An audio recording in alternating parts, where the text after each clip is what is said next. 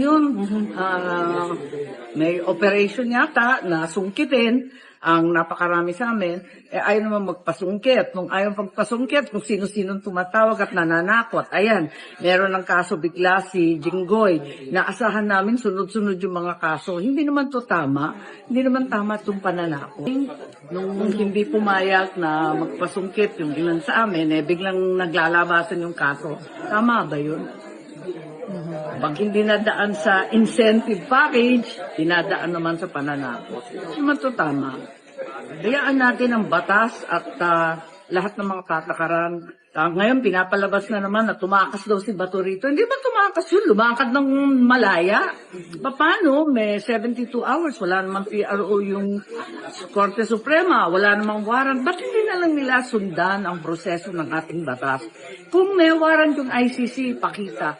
Yung ICC warrant padala sa Interpol. Yung Interpol tatawagan yung kanilang counterpart dito sa Pilipinas, yung PCTC, pupunta sa korte na local court, kukuha ng local warrant na Pilipino. Ayun, ba't hindi nila sundan? Kesa napakagulo nito, tapos may siege of Senate pa. Ano bang klase? Nakakahiya tayo. Okay. Thank you, Senator.